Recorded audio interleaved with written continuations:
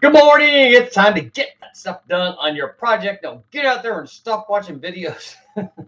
Except for obviously for this one. You watch this one. That's totally cool. Today we're going to talk about not wasting money, but obviously this is your morning motivation. So you guys need to let me know what you're getting done today. Make a list of stuff that you're going to get done. You can start making a list of making a list and then going out and getting things done on your list. That's very important. But it's a new week. It's Monday. You got to get stuff done. So figure out what you're going to do. I know everybody's, going to work first and then you come home probably and do your project after that. That's all good. And I know that gets harder and harder, and especially as we start getting into the colder and colder months, there's a whole much less motivation to go out and do stuff. I know because I get that way during the winter. Winter kind of brings me down, but you got to stay up. You got to get motivated. You got to get it done. So that's got to come from within, or just have somebody externally slap you around a little bit, tell you to get your stuff going. Winter does make it harder because nobody wants to go out and lay on the cold ground to get stuff done, and it's a lot easier to stay inside and stay warm. But that's the time to get stuff done because you're not out driving the car, not out racing the car. So get some stuff done, even if you got to have stuff that you got to get done inside. Bring your stuff in, work on it at the kitchen table, whatever you got to do. If you got some stuff that you can do that with, that works, man. Everything counts.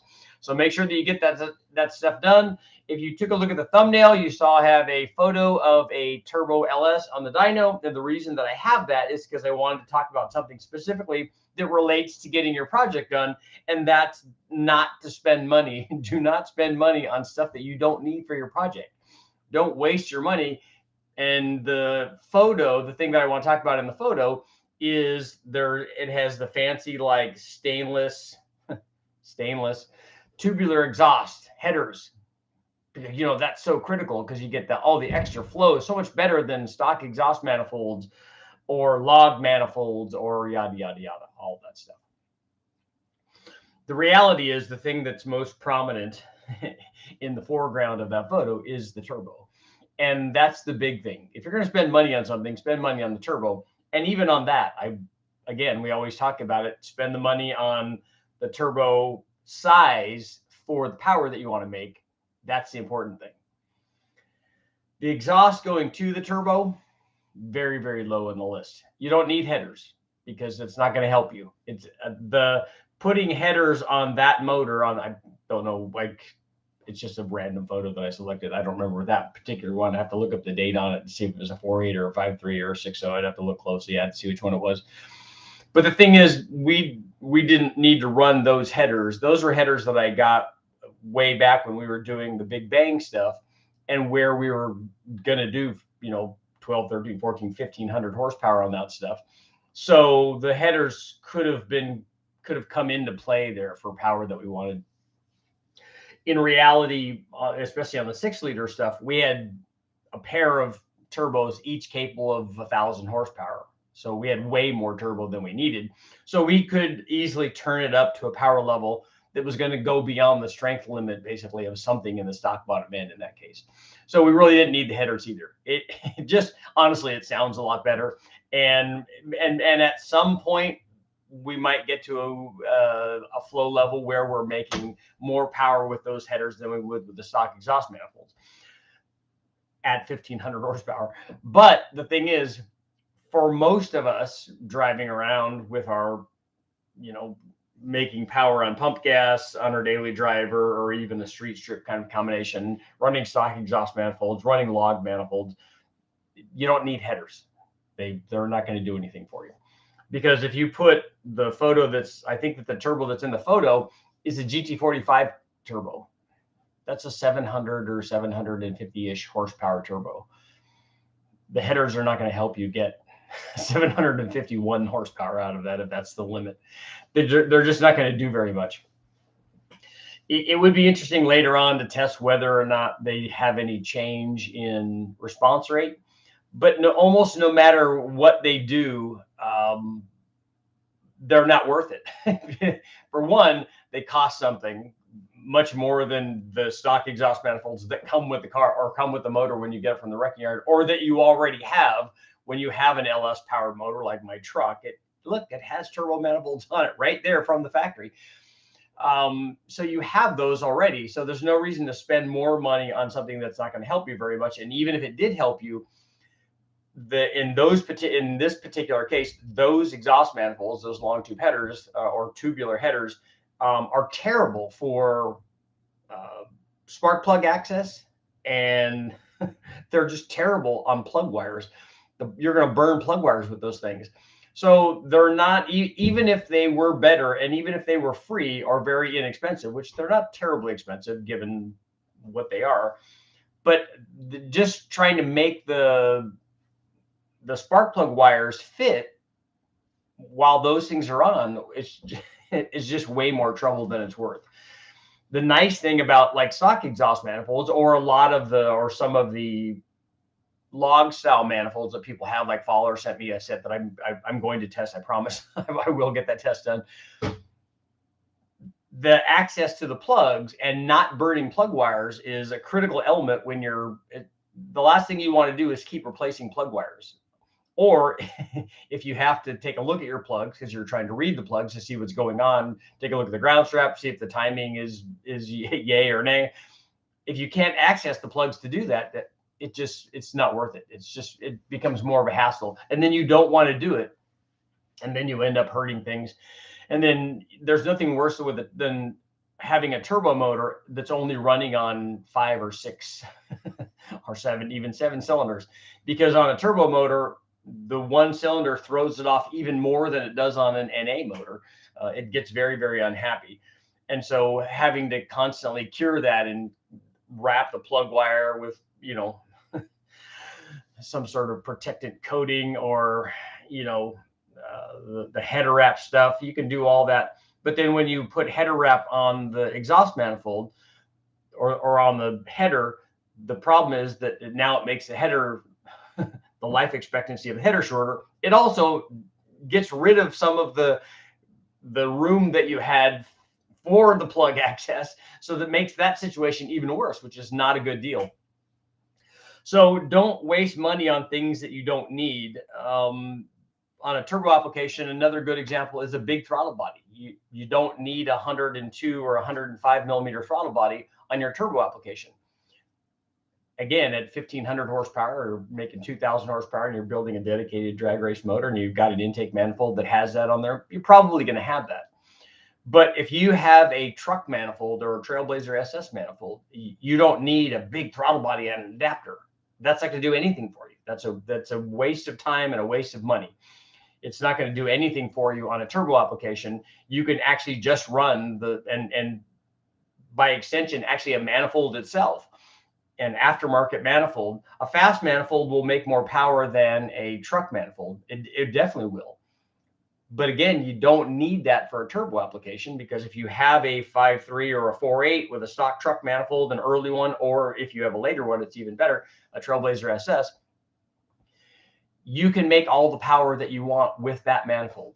You don't have to get another manifold to make more power, because the turbo is going to decide, hey, look, I'm a 700 horsepower turbo. We're going to make 700 horsepower turbo. If you put a fancy intake manifold on it, guess what? We're still going to make 700 horsepower 700 horsepower, because that's the size of the turbo.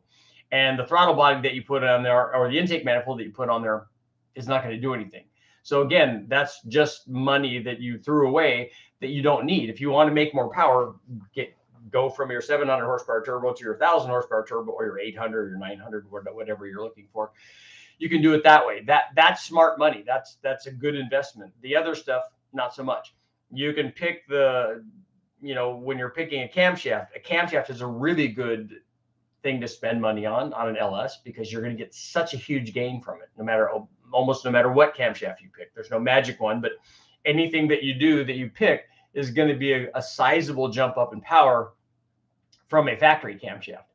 And so that's good money.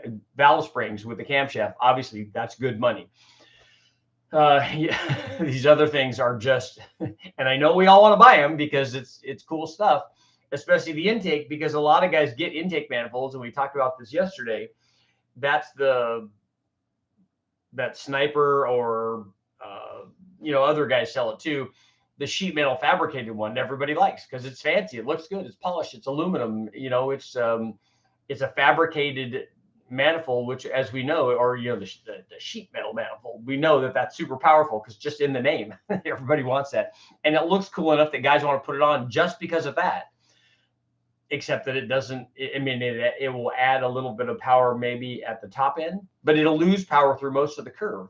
So it's going to get rid of a lot of where you want that turbo to be working anyway, because when we take somebody for a ride in our turbocharged truck or Camaro or whatever it is, and you get on the gas, it's that like surge of torque that gets things going that really impresses people. It's not that it makes, because of the intake manifold, that it storms on the big end from 6,500 to 7,000. He's never going to notice that because he's already going to be impressed way before any of that stuff happens, because it's the huge like extra 200 foot-pounds of torque in the middle part that makes the turbo really impressive.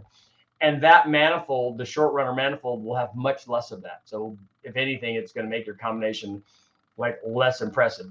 But like I said, lots of guys do it and put it on there just because when they pop the hood, you have a turbo deal. And it's very, very cool, and it looks good. And it's the same way for other intake manifolds and things for other applications.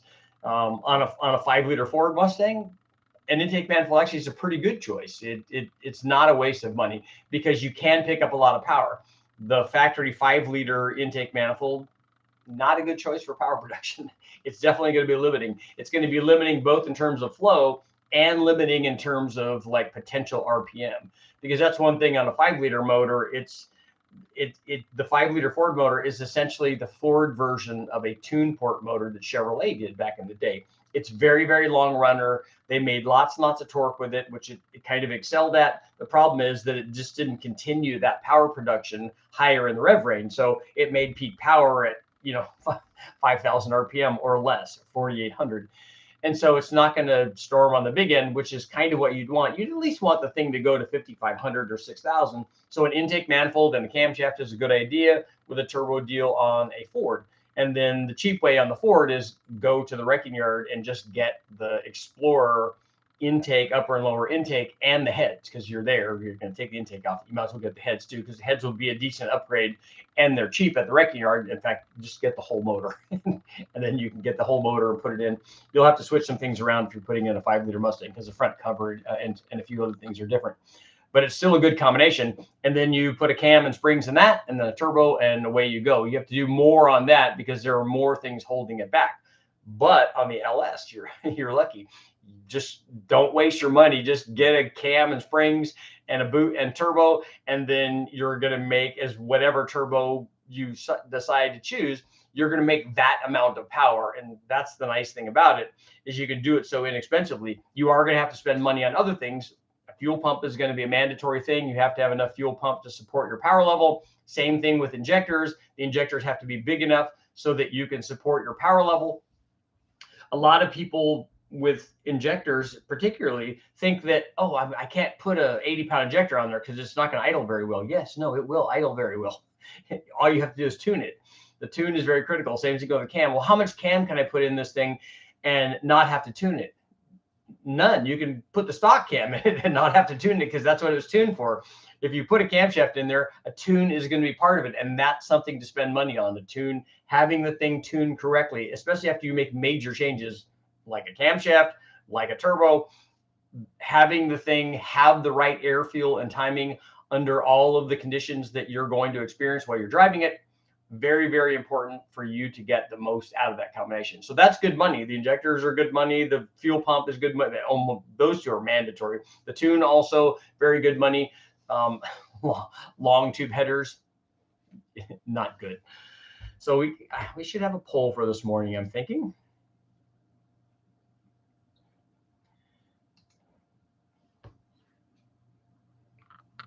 Let's see.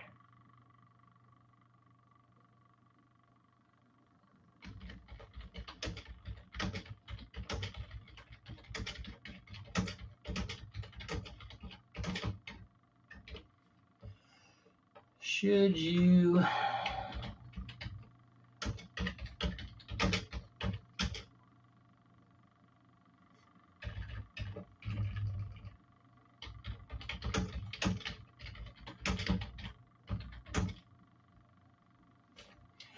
Okay, so the poll for this morning is: should you spend money on ported stock or aftermarket heads on your Turbo LS? So we'll see what you guys got going this morning. Hopefully, you guys are getting your out there getting stuff done on your projects.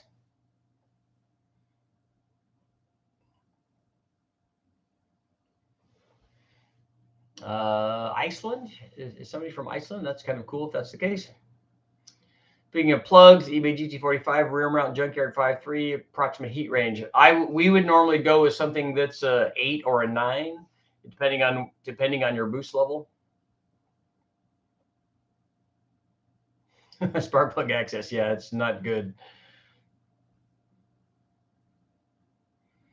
5 pounds in a 440 motorhome, that would be good.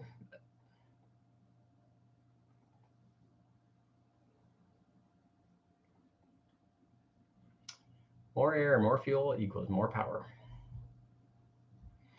My buddy did that on a fully built 6-liter LS Mongoose 260 head stage 4 cam and a Holley high ram with a massive 98 103. So he's going for all of it, and then decides he's going to pull all the top end power behind a stick shift. For that turbo combination, he needed one heck of a transmission. A 98 will make a lot of power.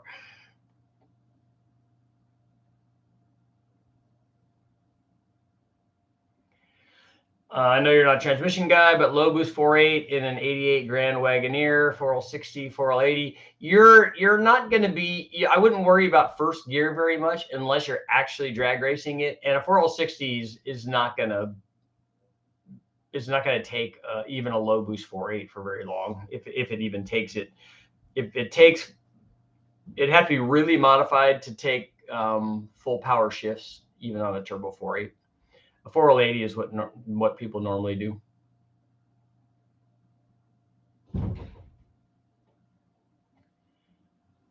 He could barely make any boost on the dyno. The combo was all wrong, and told him so, but he didn't listen. I don't know what he's trying to do with it, but a 98 millimeter turbo is mid to high 4-digit power potential. So unless he's trying to do all of that, and he has a 2-step, and he has gears and a 5,000 RPM stall converter or whatever to make that kind of combination work, that's a terrible combination for a street car. There would be much better choices for that. Mexico City's in the house. Big heads, really big camshaft, short runner at high ram, and a gigantic turbo. All that's good if you're running an 8,500 RPM, 1,500 horsepower deal. Yeah, don't forget to like, share, subscribe, ring the bell, do all that stuff. 5,000 stall on the street sounds fine. Gonna put some temperature in that thing driving around. The 4L80 is heavier and has more internal loss. Yeah, but you don't worry about the internal loss in the trans for a turbo 4.8. You're not really concerned with that. You're concerned about the strength.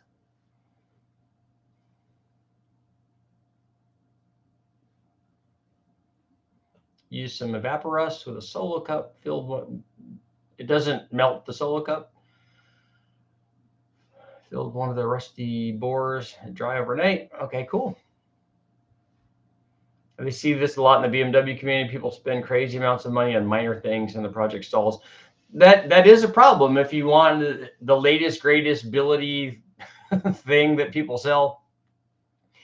Get the things that first will make it work, like fuel pump, injectors, turbo, intercooler, piping, that kind of stuff. Get that stuff first, and then do the other things, because the other things are upgrades that you could go, look, now I have a turbo thing running around and it's awesome, and it makes boost.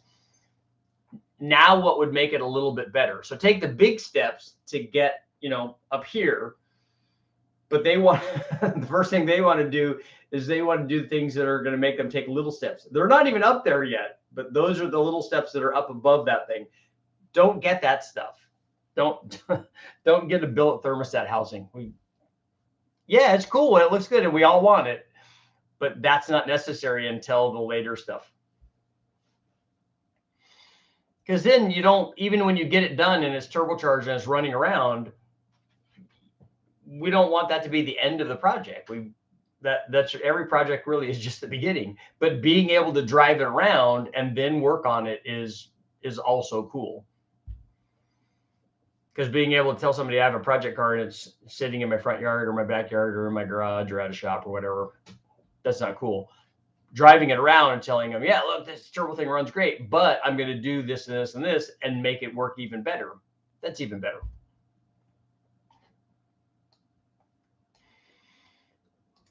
So should you spend money on ported stock or aftermarket heads on your Turbo LS? Looking like 83% are saying no. I tend to agree with that because usually the heads are not stopping most people from getting where they need to get to with their turbo thing. And the heads are a pretty expensive thing. Could be a couple grand. Always have a cheat sheet looking to look at when you're walking around the wrecking yard to get projects done. That's good. I have no there's no shortage of things that I find that I want to bring home. Whether or not they're going to help the current project is something else.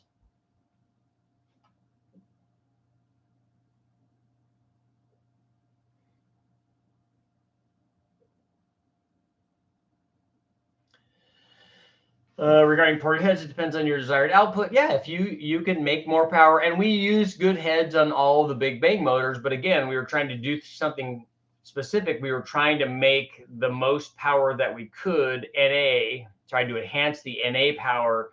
So when we got to the limit of whatever the short block part was that was going to break, we did it at a lower boost level. What about heads on a turbo 5-liter? Yes, I do recommend heads. And the first step up, the least expensive way to do it is go get the GT40 heads or the GT40P heads from the wrecking yard. Aftermarket heads are a good idea, especially aluminum heads are always a good idea on a 5-liter Ford. Heads, cam, and intake are kind of the way to go.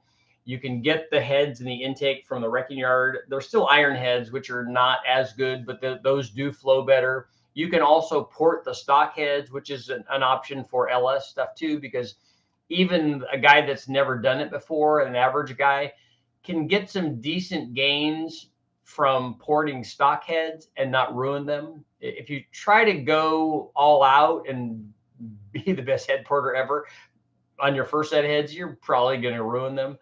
But if you just do a little bit of bulwark and unshroud the valve a little bit, you can get some decent flow gains and make it better. And you can do it without hurting anything.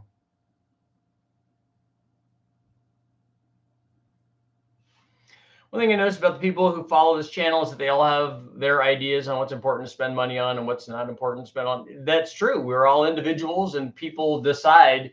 I'm just giving people my opinion about it, and you can take that for what it's worth. On your junkyard motors, do you do valve stem seals? Not normally, unless we're rebuilding the head.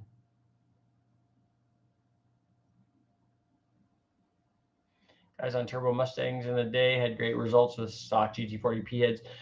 The GT40P head is not a it's not a turbo head. there are no turbo heads. There are just cylinder heads. If you look at the video I have up where I tested lots of different cylinder heads, there are 4 different versions of that for the 5-liter Mustang-esque engines. In the first one, we actually used a 306, and you can see how the GT40 and GT40P heads perform. They do add power over stock, and then what happens is whatever that power level is, now that's just your starting point. So if you win up 25 or 30 or 40 horsepower from a stock head, now you're just going to start from there and add boost. And so both of those numbers are just going to be up.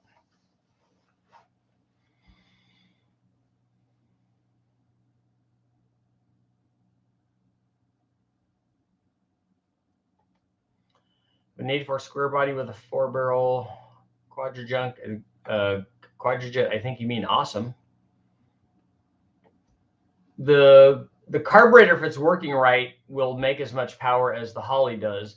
The intake manifold is where you might get power from.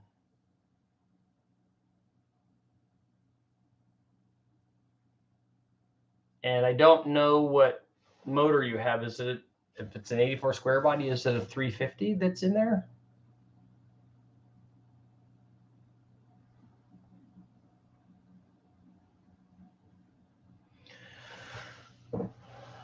RX 5.7 liter. Is that an RX-7 with an LS1 in it?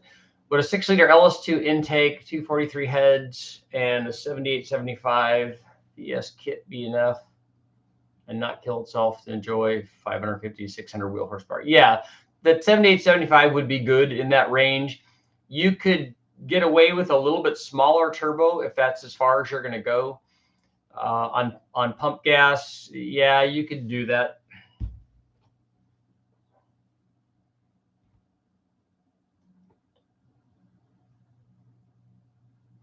Valve seals and valve lapping is simple enough. We do, if we take the heads off, a lot of times we don't take the heads off. If we take the heads off and we're doing ring gap on it, normally I would do a razor blade rebuild, which includes lapping the valves.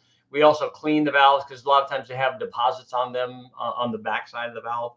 So we'll clean all that off, and you've seen that in a number of the videos I've done. We did that on the Omni motor. In fact, clean the valves off on a wire wheel. We then use lapping compound and a drill to spin them and lap them in. And we, depending on what condition the seals are, we can replace the seals too. Every head is a turbo head. That's right.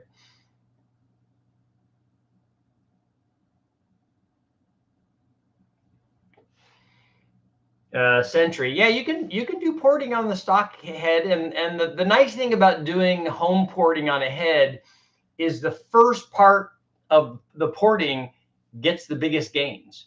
Like for you to get 50% of the gain that a professional porter gets is easy.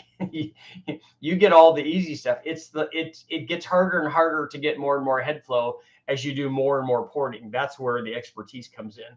The big parts, if you unshroud the valve, you're going to get airflow. If you do just swirl the thing around in the bowl, you're going to get gains. And then you're just getting the low hanging fruit, and you get some decent gains and put it on there and it works. I want to port these heads, but believe we'll get better results off a cheap repair of eBay heads, a basic 350. A 350, then what I usually recommend for a guy if he's getting heads for a turbo application is either port what you have. On a 5-liter Mustang, you can get GT40s cheap from the wrecking yard. If you're going to buy heads for a small block Chevy, I would get some inexpensive aluminum heads.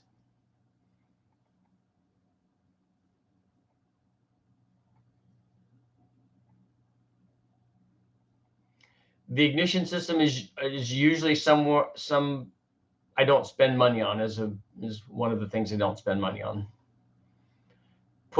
Bring the plug gap down to 18 or 19 thousandths.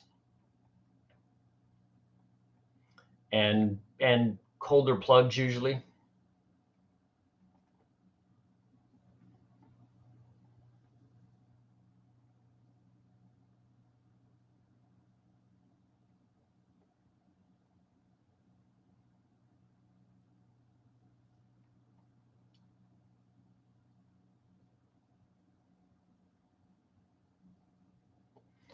Friend has been working on his S10 with an L swap for 15 years. That seems like a long time.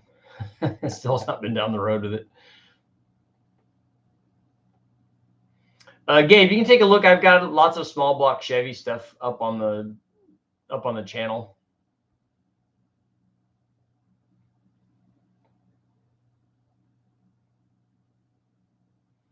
Had a gentleman port my E-Tech 170 heads for small block Chevy was shown on the bench that hogging out ports has its limits. Yeah, you just can't continually make them bigger.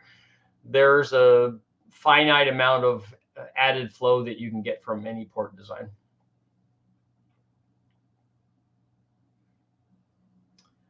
I have Vortec heads on my small block Chevy with Edelbrock.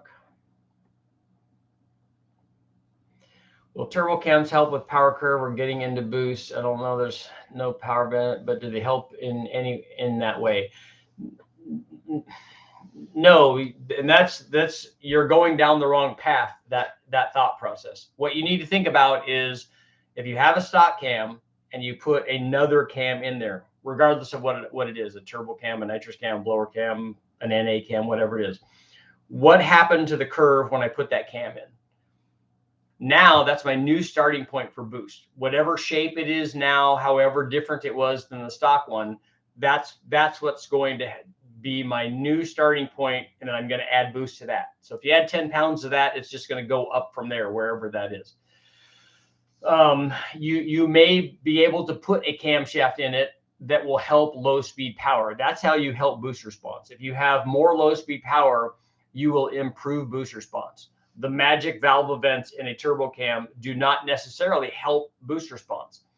They will help boost response compared to, and this is the thing, that they'll tell you that, but they don't ever compare it to anything compared to a stock cam. A stock cam, like in an LS, actually has really good low speed power. It's hard to pick a camshaft that has better power at 2000 RPM than a stock camshaft does. It's easy to get big gains at 6,500 with a camshaft compared to a stock one, but it's hard to get it down there. What you want to do is not lose any down there and then pick it up everywhere else. So as you're gaining power, wherever you start gaining power, that's where you will improve boost response. Dan, an ignition system with traction control does help. Yeah, if you have too much power and you can use that for traction control. Think high-rise single plane, I believe it's with a 750 jetted correctly, should run better. I don't think if it's a street car, honestly, with a 350, I don't think you're going to be happy with a single plane intake manifold. You'll be much better off unless you have everything else that goes with that, because a single plane is going to want lots of head flow and lots of cam timing and lots of RPM and lots of gearing to get it to run there, to get it to work there. You will make less power with a single plane than you will with a dual plane through the majority of the curve. For a typical street 350, especially something in a truck, a dual plane like a high rise, not a high rise, but it is a high rise, but an RPM air gap is really kind of the go-to thing. A performer or a performer RPM air gap, or a performer RPM or an RPM air gap. Hello from the Azores. Wow, that's right. You're on vacation, dude. Enjoy. What are you doing here, man? You should be out enjoying yourself.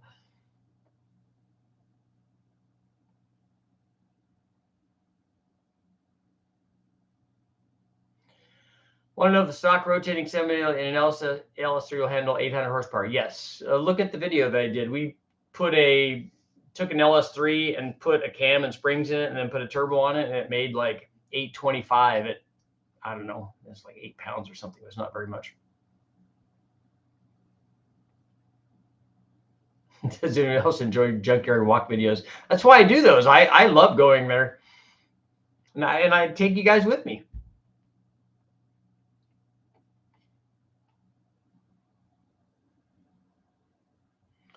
The junkyards around here have been scavenged pretty good. There are lots of guys that make a living going there and grabbing stuff, Eric, that go on there and sell it and resell the stuff. That's actually partly why the wrecking yards are raising their prices, because they see people reselling it and making a profit. So they're like, oh yeah, we're not selling that at a high enough price. I've been tasked with building some intake manifolds for the new Ford 7.3 gas to make them fit when swapped into cars. The truck manifold is too big and the throttle body points up. Okay, so it's just too tall or something, so it doesn't fit under the hood of stuff. If you're talking about the Godzilla motor, Texas Speed and Brian Tooley Racing, and I think somebody else already have intake manifolds available for them.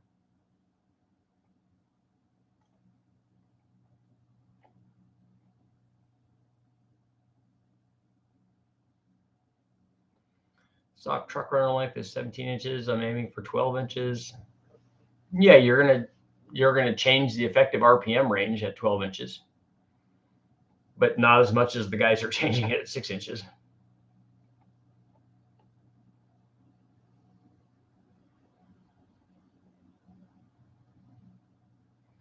Jerry, you can vote whatever you want. It doesn't matter. Normally on an LS application, and I didn't specify LS on here. Oh, I did on a turbo LS.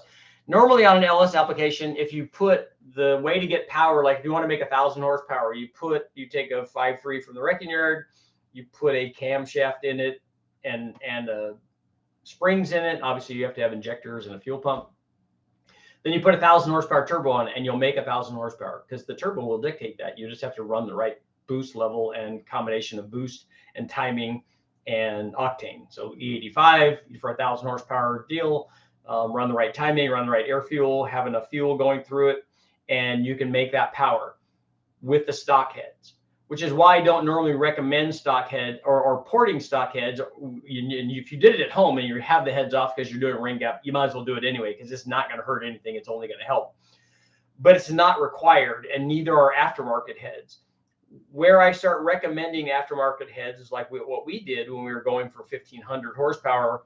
And also you're going for a cylinder pressure level where the deck thickness of the stock head can become a problem, because that's one thing that aftermarket heads do that stock heads don't do, even ported ones, is that they have thicker decks. So you've got more clamping force, and they'll take the cylinder pressure better than the stock heads will.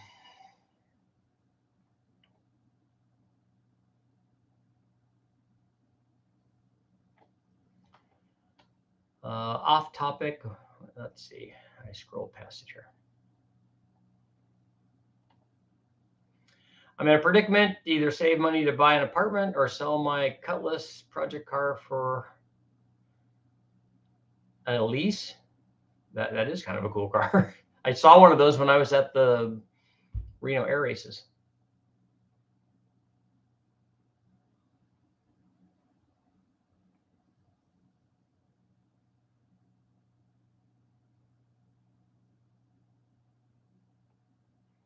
Yeah, Gabe, I think a dual plane is probably going to be better.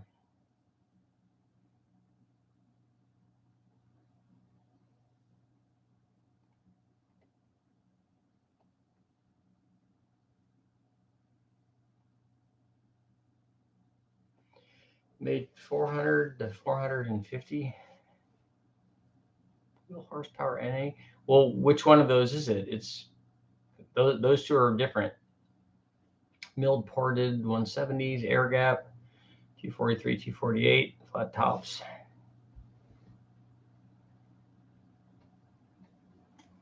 Tom, I don't know what the 4L80s will handle in stock form.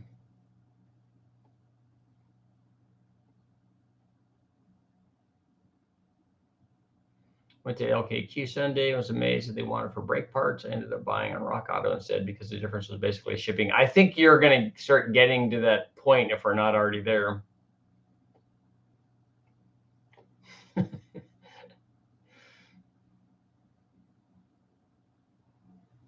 Dan, didn't you ever see the movie Euro Trip? Have you ever done any Jeep 4 liters? I have not yet. I'm loving to have the chance to catch a morning show. The morning shows, the morning team. We're getting motivated.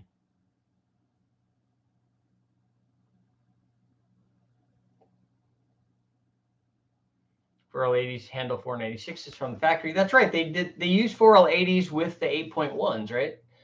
So, although I think that they're torque managing those, right?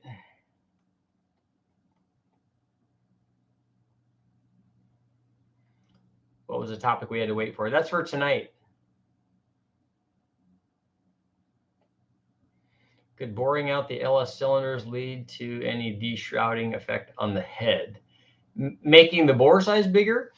It can if the bore size is smaller than the combustion chamber size is, which is the case on a 5.3 versus a 243 head. The 243 head, the chamber in the 243 head is bigger than the bore size is on a 5.3, which is why I think a 706 head is sized correctly for the bore size of a 4.8 and a 5.3, which is why I think that the 706 head did so well compared to a 243 on the 5.3 bore size, because they're matched. And I think that having the chamber overhang the bore is not a good idea.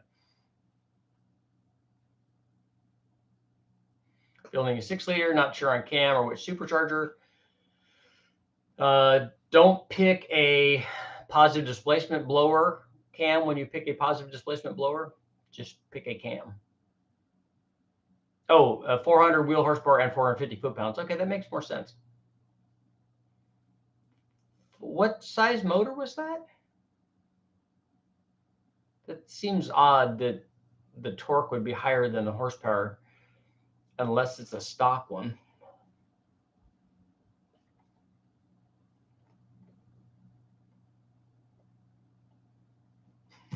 It's just like Euro Trip.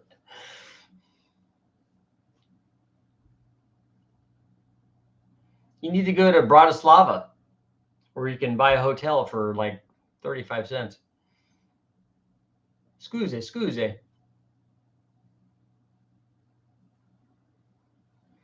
Richard's 350 Pontiac should have cylinder notching. That's what I'm hoping, because they could run the, I know on the HO version they ran the 400 heads on it.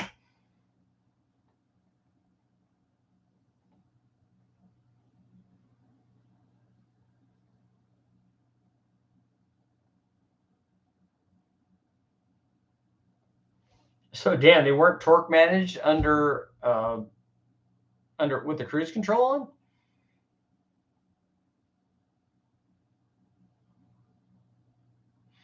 on? It's my understanding the chamber with larger diameter than the bore is not good. If you, and that's actually, it's very, very common actually. If you look at big block Chevys, they're like that a lot. If you look at the bore size on the chamber size versus the bore size is almost always bigger than the bore on big block Chevys. If you look at gaskets, you see that that's the case. It seems like they make all the gaskets for 400 or 500 bores.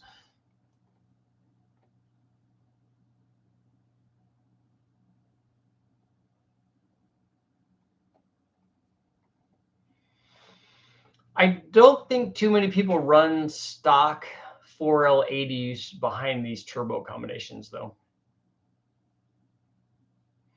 Why would they do that if it's better, if it's better not to do that?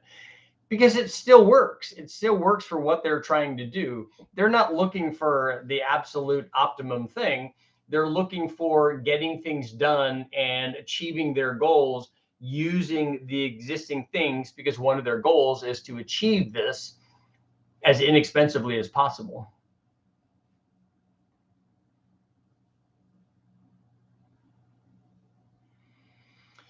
So Matt uses a Transgo HD2 kit in the 4L80s.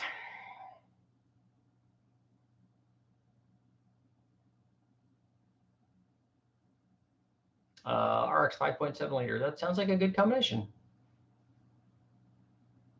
Ported RPM air gap.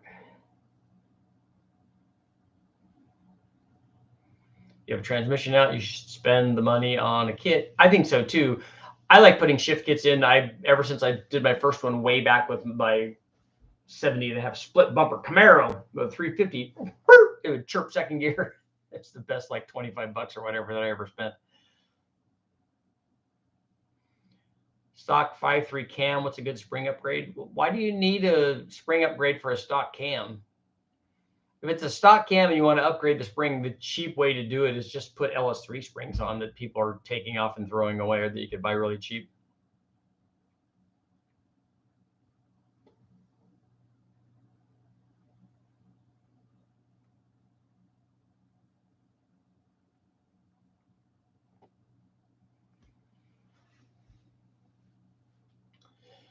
Jerry, anything that you do that helps the NA power will help power under boost.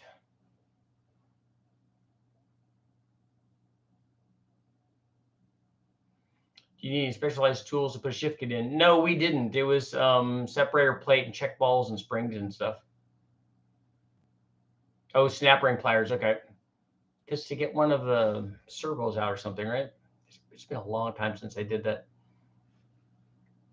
Way easier to do it out of the car. Yeah, we did mine with the trans still in the car. What's your favorite recent movie? I think the new Top Gun movie was our favorite movie that we've seen recently. And a drill bit. Yeah, we had to drill out a couple of holes. That's right. I think that there were 2 of them in the shift kit that we had. Mine was a Turbo 350. $700 for a boost valve. I probably will want to try to do something on this 4060E. Corvette servo. That's right. I got the Corvette servo. I can tell that it has a Corvette servo, and the one that I'm driving, and the shifting is better.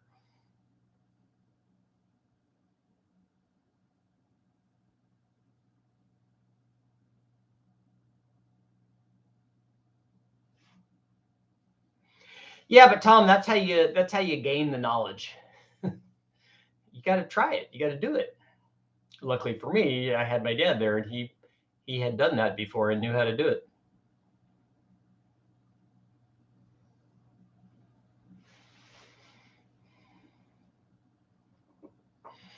If we got a reman, that's what it is. It's remanufactured from Summit. I think that they've done most of it. I don't know if they changed if it would have had a. I need to go. I'd like to go. Maybe I'll go on the Summit website and see what all of that entails. See what they do.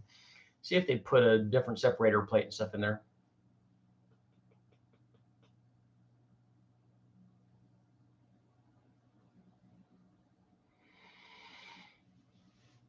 Yeah, you could also go to a Turbo 400, as somebody suggested here, but there's no overdrive.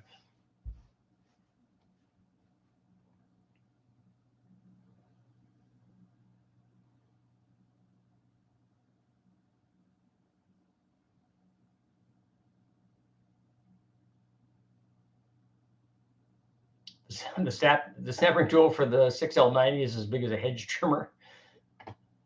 Those are some big pliers.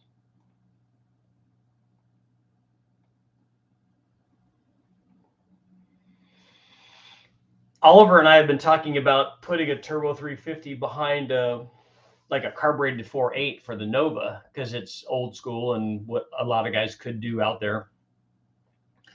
And it would definitely have to have a shift kit, because you got chirp second.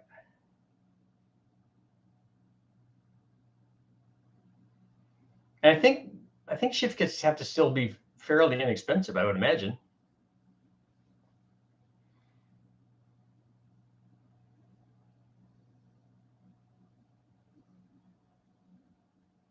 Yes, $100 on the dash. That's right.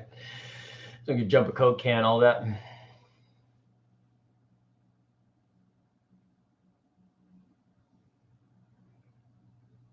Oh, it has a ratcheting mechanism so the snap ring doesn't zing around the shop. That's why they call the little ones are the bejesus clips, because as soon as it shoots off, you're like listening. It sounded like it ricocheted off over there. I'm getting an echo. I'm getting a faint echo, because you don't know where the bejesus it went.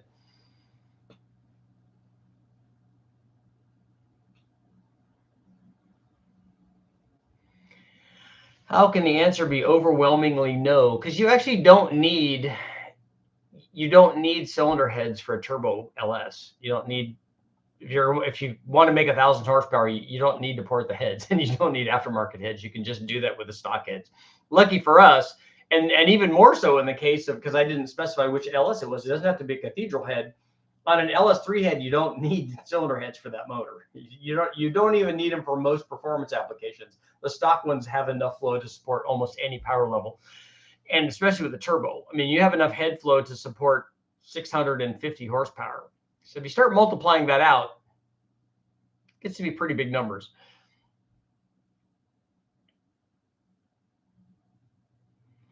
Can I put a big enough cam in this 350? The thing that you're going to have to worry about, Gabe, is with aluminum heads, especially if you get aluminum heads with a bigger valve. I don't know if the pistons that you have valve reliefs in them.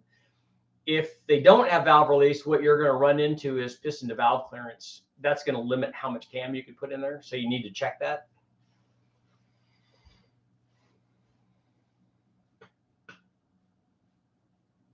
Yes, you should put better heads on your LS. It already has better heads on your LS. Does head flow correlate to bore size somehow? It does. As you go up in bore size, usually the head flow can increase, but not dramatically.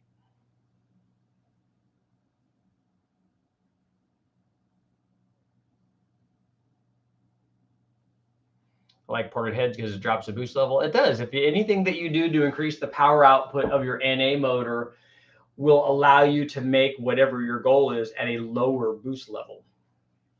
And then the esoteric few out there can say, yeah, but then if I can make it at a higher or at a lower boost level, am I also going to have less back pressure? Well, that's the thing. If the hot side is the same and you're doing it at a lower boost level, but you're making the power, do you still have lots of back pressure? That's an interesting discussion. Are there differences in the later truck and van motors that have the same casting numbers as high performance heads of earlier years?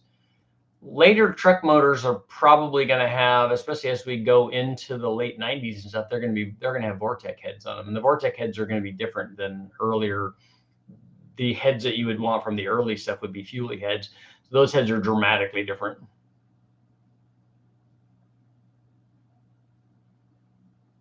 Should Dan sell his tools and take up gardening? Gardening's dangerous. There's a lot of pointy things like shears and stuff.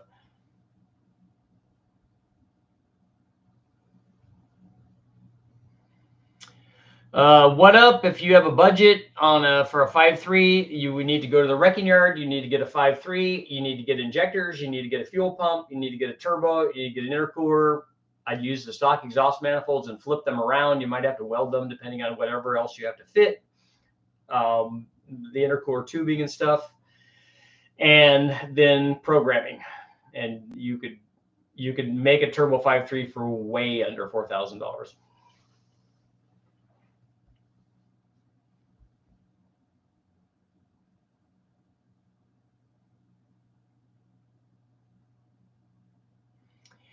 If my car makes 600 wheel horsepower at 7 pounds, that means my NA power is super healthy. Yeah, that means you'd be making about 400 horsepower NA.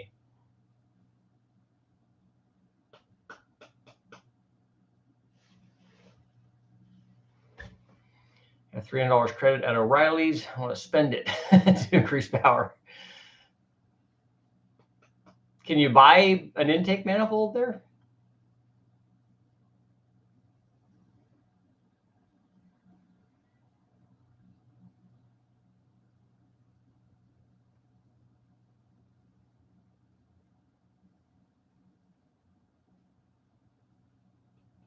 The auto parts stores that somebody pointed out are not good places to buy typical speed parts usually. Sometimes online they're not bad.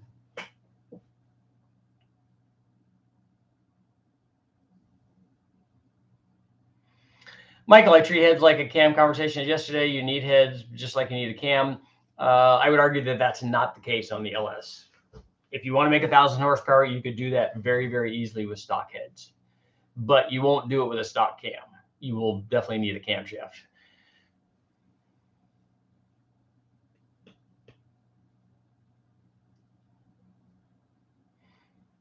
I don't know if I've never looked online to see if places like O'Reilly's have nitrous, but a lot of them, somebody pointed out, have a whole section where they have aftermarket stuff. You can buy Edelbrock intake manifolds and things.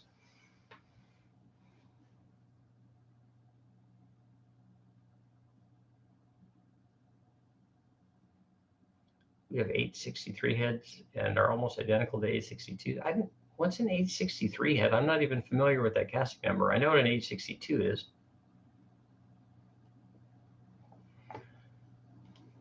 The Dorman LS2 head you can buy from parts stores. Well, that's right. They have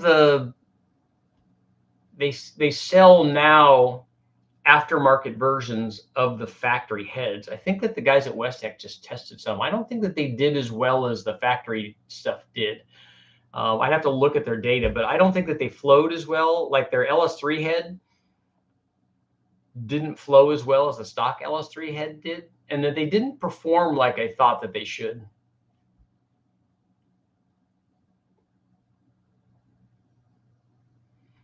How about NA applications? When do heads start to make sense on an LS?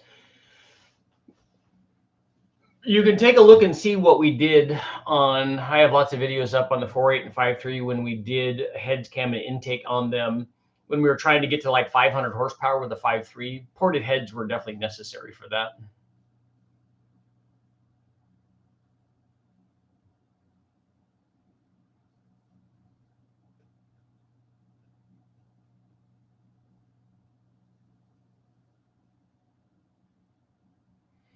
say the Dorman LS intakes are good. The Dorman LS2 intake is good. The Dorman truck manifold didn't do well. The Dorman LS6 manifold did a little bit less than the factory LS6 manifold, but the Dorman LS2 version did as well as the Trailblazer SS intake manifold did, so which is to say pretty good. And it's lower profile like an LS2 manifold.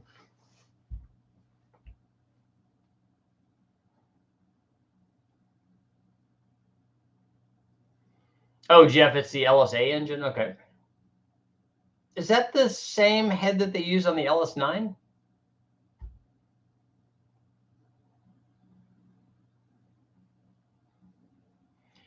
A Dorman LS2 manifold is not in any way, shape, or form a carbon copy of a fast intake manifold. It makes less power than a fast intake manifold, and I know because I've done a back-to-back test on them. The Dorman LS2 intake manifold has a bigger throttle opening than the fast 78 millimeter does, and not as big as the 102.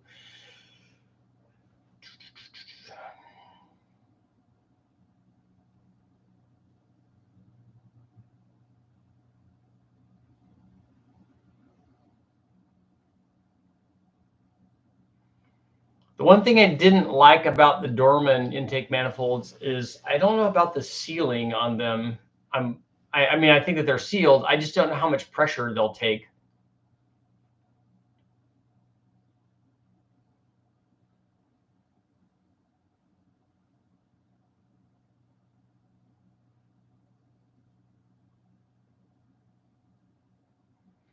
I can say on NA applications, the best heads you can afford are super important. Yeah, again, it depends on what you're trying to do. If you're trying to make 500 horsepower, you don't need a $3,000 or $4,000 set of heads to do that. You can do that with regular kind of off-the-shelf heads. You can do that with ported stock heads. So you can get a lot done. That's the nice thing about LS heads is even if a stock head doesn't get you what you need, a really well done set of ported LS heads, whether the cathedral ports like a 706 or a 243 or or an LS3 head, you can make a lot of power with ported stock versions and then make even more with aftermarket versions. And I have all those head videos up where we've tested lots and lots and lots of different cylinder heads. Yeah, Google. That's not a.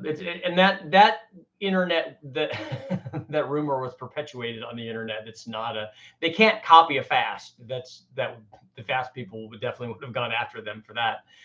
What I was told is they integrated the bottom half of a fast manifold with the top half of something else. All I know is that when I tested it, it did fairly well. It was at least the equivalent of a Trailblazer SS. It's for an LS engine, costs $4,000 from that. Some of them can. Really, really high end stuff. Most of them are, about a couple of grand.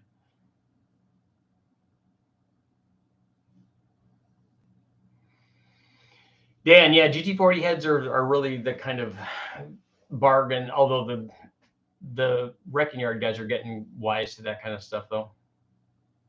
Would using a stock LS2 intake paired with 243s and a 7.8, 75, and a 6-liter be worth it? It would work well. Yeah, it will work well. The LS2's the factory LS2 intake manifold is not a great manifold, but lucky for you, you don't have to worry about stuff like that when you have a 78, 75 turbo. You can make as much power as you want. And a 600 to 700 wheel horsepower is fairly easy.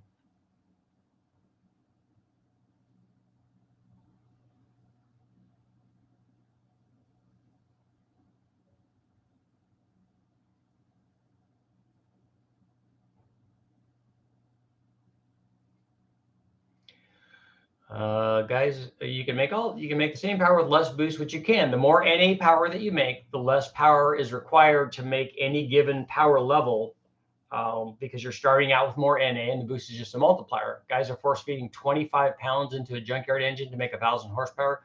Then they're not doing something right, because that's a long ways off of where they should be to make that power. It's pretty easy with with a cam 6-liter is going to be a 500 horsepower motor. So they should be at 15 pounds, 14 and a half pounds to make 1,000 horsepower. A cammed 5.3 can be 400 plus. So 25 pounds would be that they're not doing something right.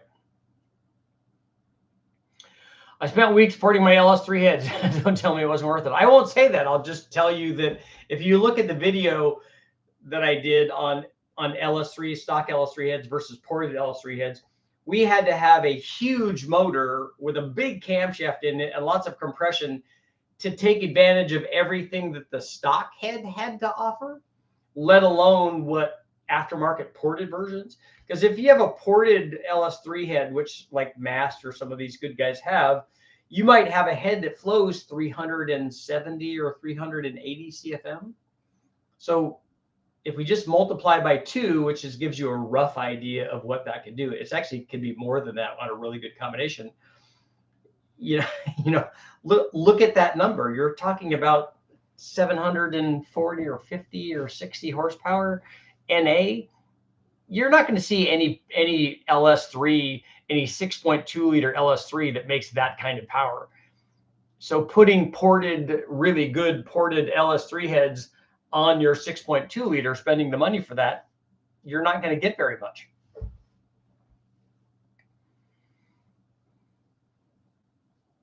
Can I plug the direct injection port and weld it shut and run it? Yeah, are you trying to do that on an LT motor?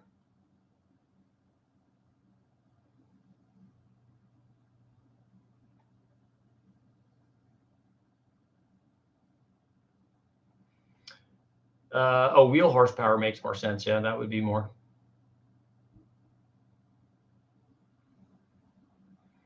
And Michael, you're preaching to the choir. I look at the Big Bang stuff. We did heads, cam, and intake on those so that we could make more power at a lower boost level. It's just that you're viewing it differently than most people. Most people are looking at, okay, I want to make 1,000 horsepower. You can do that without changing the head. You can get to that. They look at that as, do I have to have that expense? You don't have to. You can do it without that. It's easier and at a lower boost level if you do it while porting it. And for an LS, I would just port it myself. And I'm not a porter by any means, not even close. But you can get some good flow gains from doing that. It's never a waste of time if you did the work. That's always good.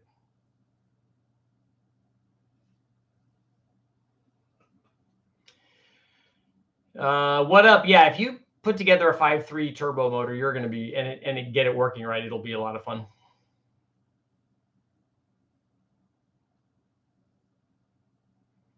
LT heads. So Scott, are you going to put the LT heads on a 5.3? Because if you're going to do that, it's going to require a lot more work than you think. It would be better if it's an L83 that has the right cam and stuff in it, and then you're doing that and going to run it carbureted or with some other port injected intake manifold.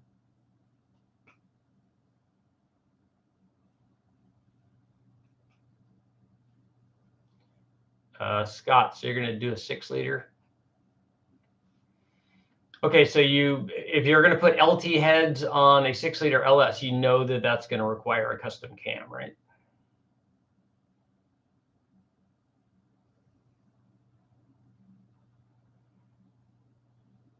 Why does an Atlas 4200 and a 5.3 LS make similar or the same power at the same boost? I don't think that they do. If they did, they would have to make the same power NA for that to happen. Would 1,000 cc injectors be overkill for a 6 liter? Not on E85.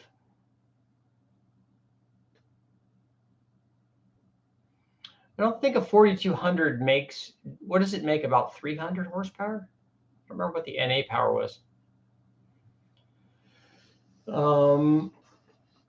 I thought that we made more on the 42. Well, we're talking about the way that we test it versus they test it. I still thought that the 4200 was still 40 or 50 horsepower shy of a 5.3. So it's not going to make the same power under boost. In fact, I don't think mine did when I tested it.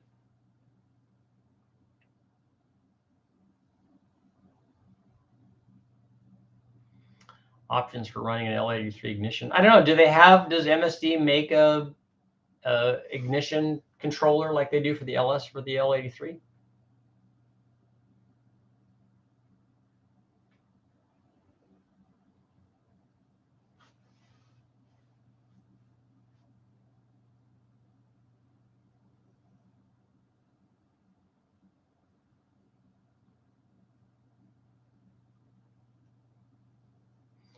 Does anybody take advantage of VVT in the LS world? I think that they should, although Brian's done some testing on the VVT on the Gen 3 and Gen 4 stuff, and it didn't seem to benefit as much as the Gen 5 stuff did.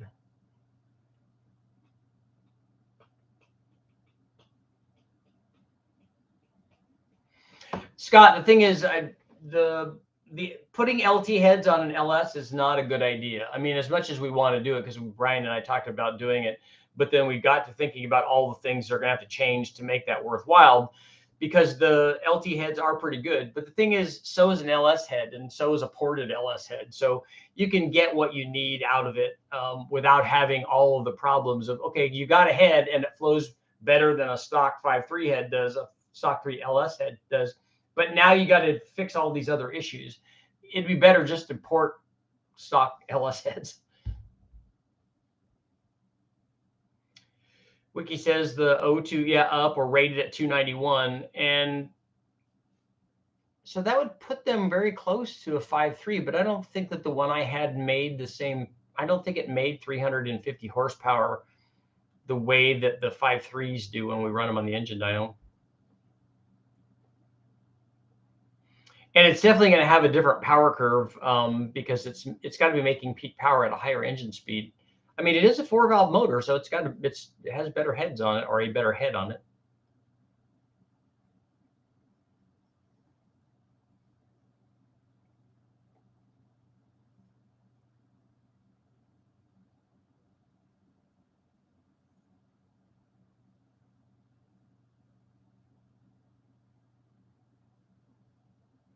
Scott, you've run 337 miles an hour at Bonneville with a big block Ford. That's really, really fast. Was it in a 337?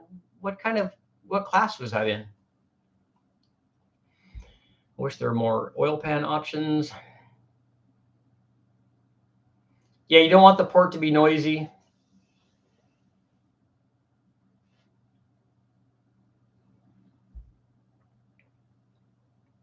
.337 that's getting up into Streamliner territory.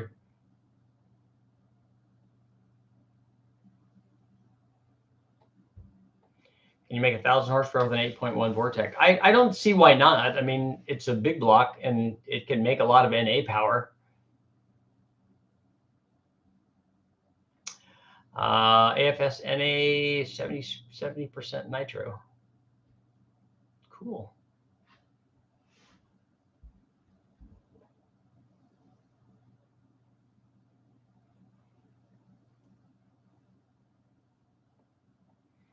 So it had some can in it.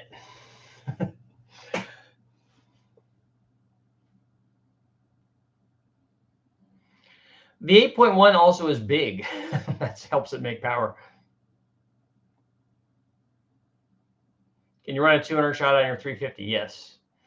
But it's harder to do on a 200 horsepower 350 than it is on a 300 or 400 horsepower 350. Do you have any videos regarding single or dual wastegate for low boost 5.3s? We always run 2 wastegates on the engine dyno just to make sure that we have control, because boost control seems to be different on a stationary engine dyno than it does out on the street.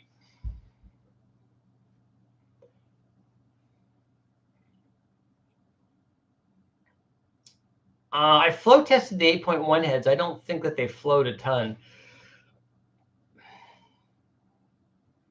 I'm going to be running the Dart intake manifold on the 8.1.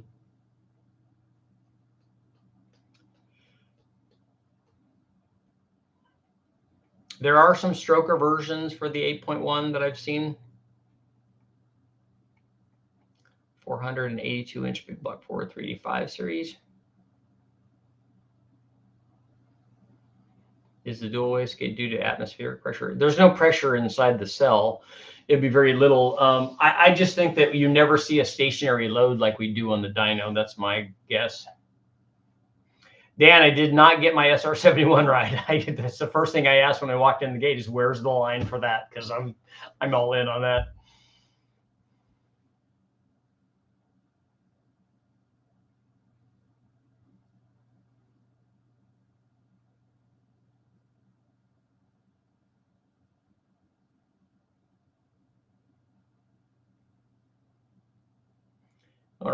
No one around you will tune an A9L, but they're so easy to tune.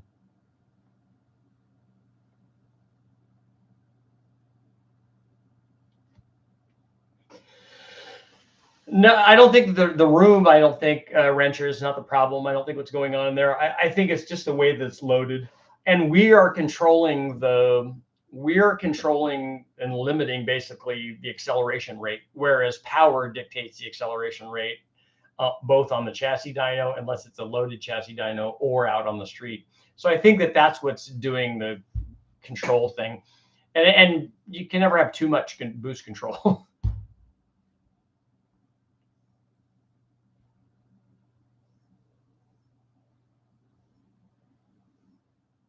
Yeah, Dan, they didn't even have an SR71 there on display or anything. I was disappointed.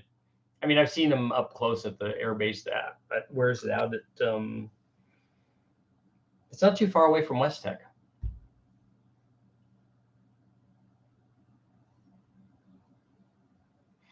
Okay, we're gonna close out our poll. 61. I'm surprised that it seems to go 102 votes. That's good though. 61% saying no and 39% saying yes, that they would change the heads. Cool. You'd run out of race gas. That's right. But you need to what you need to do is you need to have your dyno somewhere close to where they sell E85, because that's the best way to go. Or run E85 on a 350. Yeah, you can, but you have to have if you're running a carburetor, you need an E85 carburetor.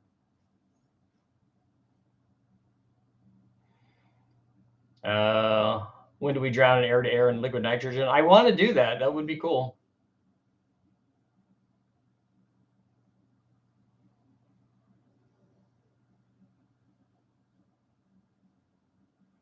Yeah, the SR71 now has been, I think it was developed 65 years ago. It was a long time ago. Gabe, on E85, you're not going to see much of a gain on an NA motor. At least I don't ever.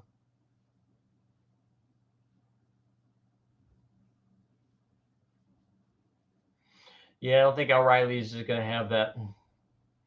But the E85 would be nice, and it would allow you to run more static compression and stuff, which you then obviously could get more power from.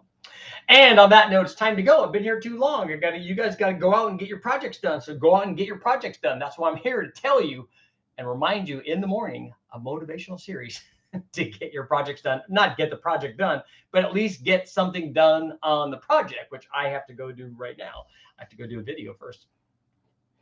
6.4 Hemi content. I know you and me both. I wish that I had more 6.4 Hemi. I've never even run a 6.4 Hemi. I've never been able to afford one and never found one at a wrecking yard. We find lots of the early 5.7 stuff, but no 6.1s and no 6.4s, and no later, not even later 5.7s, because all that stuff is big money. We need the $300 or $400 motors to go get them from the wrecking yard. The other guy's stuff.